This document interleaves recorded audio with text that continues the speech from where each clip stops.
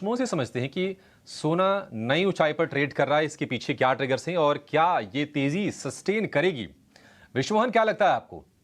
देखिए, हमने एक पोल किया था। सबसे पहले पोल के बारे में बता देते तो कुछ एक्सपर्ट्स हैं जो हमारे 10% जो ब्रोकर्स हैं देश के, जो कमोडिटी ब्रोकर्स हैं, उनको लगता है कि 70,000 तक सोना जा सकता है।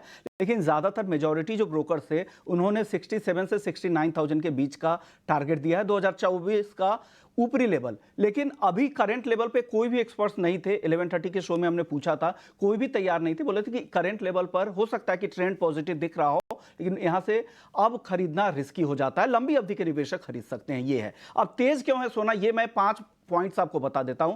सबसे बड़ी वजह यह है कि जो मैन्युफैक्चरिंग एक्टिविटीज के जो डेटा फरवरी के थे यूएस के, वो काफी कमजोर थे और वहीं से तेजी की शुरुआत हो गई। पिछले हफ्ते से ही तेजी की शुरुआत हुई। 16वें महीने वहां पे मैन्युफैक्चरिंग आंकड़े कमजोर दिखे थे, उसका असर है। अब उम्मीदें लग रही है कि जून की बैठक में फेड ब्याज दरें घटा देगा और उससे सपोर्ट मिल रहा है। साथ ही जो भी वेस्टर्न कंट्रीज वगैरह है, वहां पर ग्रोथ को लेकर चिंता है। एक माइल्ड रिसेशन वहां पर आ सकता है। चाइना ने 2024 के लिए जो 5% का ग्रोथ का लक्ष्य रखा है, वो पिछले साल के आसपास ही उन्होंने रखा है, तो उन्हें भी अपने ग्रोथ पर भरोसा नहीं है। तो एक अनसर्टेनिटी यहां पर बन रही है। साथ ही हेजर्स की मांग बढ़ी है। सेंट्रल बैंकों की जबरदस्त खरीदारी, 2022 में रिकॉर्ड खरीदारी, 2023 में भी उसी आसपास में खरीदारी, और 24 को लेकर भी लग रहा है कि जो सेंट्रल बैंक्स हैं ये यहां पर बुलिश रह सकता है। और यही वजह है कि यहां पर सोने को अच्छा सपोर्ट मिल रहा है। एक और वजह बताई जा रही है, जो टेक बबल वहां पर यूएस में चल रहा है, उसे भी बर्स्ट होने की संभावना दिख रही है। तो ये तमाम फैक्टर्स है जो यहां पर सोने को सपोर्ट कर रहे हैं।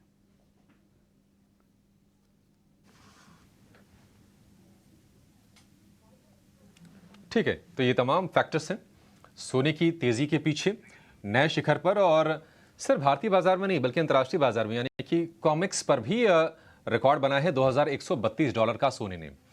लेकिन हम बातचीत कर रहे थे भी मिड कैप